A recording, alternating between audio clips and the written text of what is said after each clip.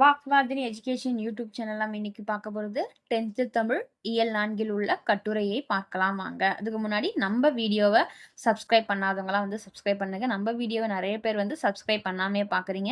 எல்லாரும் கண்டிப்பாக சப்ஸ்கிரைப் பண்ணிட்டு பாருங்க. நம்ம போகிற வீடியோ ஒவ்வொன்றும் உங்களுக்கு வந்து யூஸ்ஃபுல்லாக வந்து கண்டிப்பாக இருக்கும்.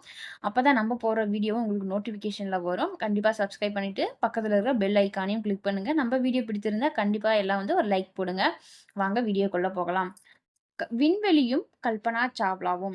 இந்த கொஸ்டின் வந்து செப்டம்பர் 2020 வந்து கேட்டிருக்காங்க. ரொம்ப ரொம்ப முக்கியமான கொஸ்டின். நிறைய எக்ஸாம்ல வந்து கேட்குறாங்க. நல்லா படிச்சுக்குங்க. ஃபர்ஸ்ட் முன்னுரை. முன்னுரையில வந்து எதை சொல்றாங்கன்னா, ஓர் லட்சியத்தை எடுத்துக்கொள், அதை நோக்கி நாள்தோறும் முன்னேறு, இறுதியாக உன் இலக்கை உறுதியாக அடைய முடியும். இதற்கு எடுத்துக்காட்டாக வாழ்ந்தவர் கல்பனா சாவ்லா. நம்ம எல்லாருமே லைஃப்ல வந்து ஏதாச்சும் ஒரு லட்சியம் வந்து குறிக்கோள் வந்து எடுத்துக்கணும். அது எடுத்தது இல்லாம அதை வந்து அதுக்கான வந்து முயற்சியும் வந்து பண்ணி அதில் வந்து நம்ம வெற்றியும் அடையணும். அதுதான் வந்து கல்பனா சாவ்லா வந்து அவங்க லைஃப்ல வந்து ஃபாலோ பண்ணி அதில் வந்து வெற்றியும் வந்து அடைஞ்சிருக்காங்க. அவங்க வந்து அவங்க எப்போ பிறந்தாங்கன்னா வந்து 1961ஆம் ஆண்டு ஜனவரி 7ஆம் நாள் பனார்சிதாஸ் சாவ்லா சன்யோகிதா தம்பதியருக்கு கடைக்குட்டியாக பிறந்தவர் கல்பனா. அவங்க வந்து எப்போ பிறந்தாங்கன்னா 1961ஆம் ஆண்டு ஜனவரி 7ஆம் நாள் வந்து பிறந்திருக்காங்க. அவங்க அப்பா யாருன்னா வந்து பனார்சிதாஸ் சாவ்லா, சன்யோகிதா. அவங்க அம்மா வந்து சன்யோகிதா. அவங்க 2 பேருக்கும் மகளா வந்து கடைசி பொண்ணை வந்து அவங்க வந்து பிறந்திருக்காங்க கல்பனா. அடுத்தது தந்தையும் மகளும்.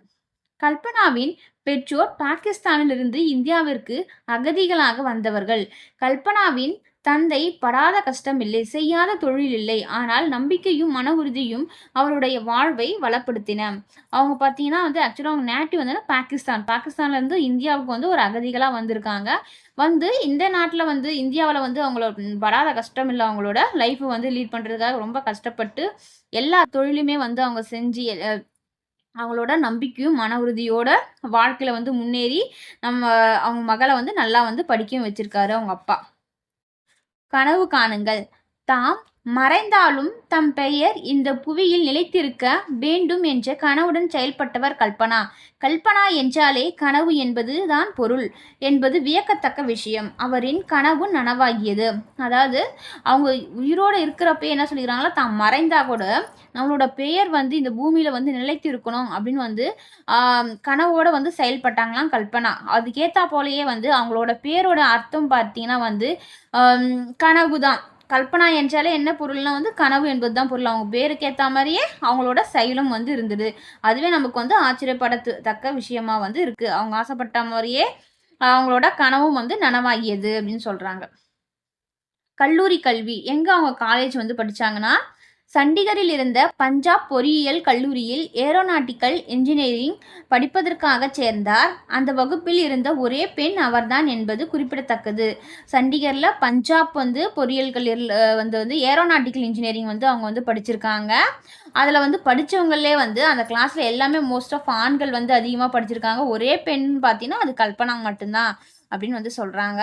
அடுத்தது முதுகலை படிப்பிற்காக அமெரிக்காவில் உள்ள டெக்சாஸ் மாநிலத்தில் இருந்த ஆர்லிங்டன் பல்கலைக்கழகத்தில் சேர்ந்து 2 ஆண்டுகளில் படித்து தேறினார்.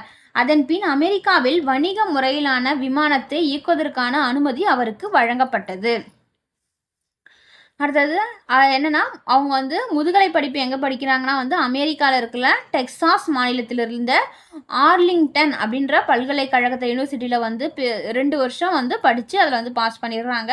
அதுக்கப்புறம் என்ன பண்ணுறாங்கன்னா, அமெரிக்காவில் வணிக முறையிலான வந்து ஃப்ளைட்டை வந்து இயக்குவதற்கு வந்து அவங்களுக்கு வந்து அனுமதி வந்து லைசன்ஸ் வந்து கொடுக்குறாங்க, ஃப்ளைட் வந்து ஓட்டுறதுக்கான. அடுத்தது கனவு நனவானது. அவங்களோட கனவு எப்படி வந்து நனவானுச்சுன்னு பார்க்கலாம். கல்பனா ஆவலோடு எதிர்பார்த்த அந்த இனிய நாள் வந்தது. நாசாவின் ஆம்ஸ் ஆராய்ச்சி மையத்தில் ஆராய்ச்சியாளராக பணியில் சேர்ந்தார். அவங்களோட எதிர்பார்த்த அந்த நாள் வந்து வந்தது.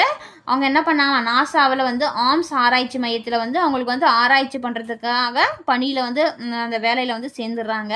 அதுக்கப்புறம் என்னெல்லாம் பண்ணுறாங்கன்னா, பின்னர் ஏவுகணைகள், விமானங்கள் ஆகியவற்றை சிக்கலின்றி பறக்க வைப்பது போன்ற ஆராய்ச்சிகளில் ஈடுபட்டார். என்னெல்லாம் ஆராய்ச்சி பண்ணுறாங்கன்னா, ஏவுகணையும் விமானங்கள்லையும் வந்து எந்த ஒரு சிக்கலும் இல்லாமல் பறக்கிறதுக்கான ஆராய்ச்சி வந்து செஞ்சு அதில் வந்து வெற்றி அடைகிறாங்க. அதுக்கப்புறம் 1.5 வருஷம் வந்து என்ன பண்ணுறாங்க, 1.5 ஆண்டுகள் கடுமையான பயிற்சிக்கு பின் வானில் பறக்க தயாராகி விட்டார் கல்பனா. 1.5 வருஷம் அதுக்காக வந்து ரொம்ப கஷ்டப்பட்டு வானில வந்து பறக்கிறதுக்காக வந்து தயாராகி ரெடி ஆகுறாங்க அவங்க. அடுத்தது வானில் எப்போ பறந்தாங்கன்னு பார்க்கலாம். வானில் பறந்தார் 1977ஆம் ஆண்டு கொலம்பியா SDS 87 என்ற விண்கலம் விண்ணில் பறந்தது. எப்பனா 1977ஆம் ஆண்டு கொலம்பியா SDS 87 அந்த விண்கலம் பேர் விண்ணில வந்து பறந்தது. அதில் கல்பனாவோட வந்து சேர்ந்து எத்தனை பேர் போனாங்களாம், 6 பேர் கொண்ட குழுவினர் வந்து உலக எத்தனை முறை 252 முறை வந்து சுற்றி திரும்பினார்கள். திரும்பி வந்துட்டாங்க ஃபர்ஸ்ட் டைம் போக சொல்ல. அதுக்கப்புறம் எப்போ போகிறாங்கன்னா வந்து மீண்டும் 2003ஆம் ஆண்டு ஜனவரி 16ஆம் நாள் கொலம்பியா GDS 107 விண்ணில் சீறி பாய்ந்தது. அதுக்கப்புறம் 2003ஆம் ஆண்டில் ஜனவரி 16ஆம் நாள் வந்து கொலம்பியா GDS கொலம்பியா இதெல்லாம் ஞாபகம் வச்சுங்க இந்த பேரை, கொலம்பியா GDS 107 அப்படின்ற விண்ணில் அந்த விண்கலம் வந்து விண்ணில வந்து சீறி பாய்ந்திருக்கு. அதுல தான் வந்து அவங்களோட இது கனவு சிதைந்தது. எப்போ அதில் கனவு சிதைச்சுன்னா அந்த 2003ல் அவங்க போக சொல்ல தான். 2003ஆம் ஆண்டு பிப்ரவரி மாதம் 11ஆம் நாள் விண்வெளிக்கு கருப்பு நாள் அப்படின்னு சொல்கிறாங்க. ஏன்னா வந்து கல்பனா வந்து சென்ற விண்கலம் யாரும் எதிர்பாராத வகையில் விழுந்து சிதறியது. 2003ஆம் ஆண்டு ஜனவரி 16ஆம் நாள் வந்து போயிருக்காங்க அவங்க. ஆனால் 2003 பிப்ரவரி மாதம் 11ஆம் நாள் பார்த்தீங்கன்னா வந்து என்ன பண்ணுது, அந்த விண்கலம் வந்து யாருமே எதிர்பாராத வகையில் வந்து அது வெடித்து வந்து சிதறி போச்சு. அதில் வந்து கல்பனா வந்து இறந்து போயிடுறாங்க, மறைந்துடுறாங்க. கல்பனா தன் உயிர் விண்ணிலேயே பிரிய வேண்டும் என்று முன்பே சொல்லியிருந்தது நிறைவேறிவிட்டது. அவங்க முன்னாடியே உயிரோடு இருக்க சொல்லியே என்னோட உயிர் வந்து விண்வெளியிலே வந்து பிரியணும் அவங்களோட ஒரு ஆசையாக ஒரு இதுவாக வந்து சொல்லியிருக்காங்க. கடைசியில் வந்து அதுவே வந்து அவங்க லைஃப்பில் வந்து அமைஞ்சிருச்சு. அவங்க ஆசைப்பட்ட மாதிரியே அவங்களோட உயிரும் விண்வெளியிலே விண்கலத்திலே வந்து பிரிந்துருச்சு அப்படின்னு சொல்கிறாங்க. முடிவுரை: கல்பனாவிற்கு விண்வெளி மீது மட்டில்லா காதல் இருந்தது. பறப்பதை மட்டுமே அவர் சிந்தித்தார், செயல்படுத்தினார், வெற்றியும் கண்டார். அவங்களோட முழு ஆசை, கனவு எல்லாமே என்ன இருந்தது, விண்வெளியில் வந்து பறப்பதை மட்டுமே அவங்க வந்து ரொம்ப சிந்திச்சாங்க. அதை வந்து சிந்திச்சதும் இல்லாமல் அதை வந்து செயல்படுத்தி அதில் வந்து வெற்றியும் கண்டார்கள். அவங்க ஆசைப்பட்ட மாதிரியே அவங்க வந்து வாழ்க்கையில் வந்து ஜெயிச்சிட்டாங்க. அந்த அவங்களோட ஆசைப்பட்டதை அவங்க ஜெயிச்சிட்டாங்க. பட் அன்ஃபார்ச்சுனேட்லி என்ன பண்ணுச்சு, அவங்க வந்து அதில் வந்து விண்வெளி அவங்க அதிலே வந்து இறந்தும் போயிட்டாங்க. அதுதான் நமக்கு மறக்க முடியாத விஷயமா வந்து இருக்கு. அவங்க வந்து இல்லைனாலும் அவங்கள பற்றி நம்ம இன்னைக்கு பேசுறதுக்கு அந்த விஷயம் தான் நமக்கு காரணமாகவும் அமைஞ்சிருக்கு. இந்த வீடியோ வந்து பிடித்திருந்தால் லைக் பண்ணுங்கள், ஷேர் பண்ணுங்கள். வாக்வாதன் எஜுகேஷனை சப்ஸ்கிரைப் பண்ணுங்கள். நன்றி.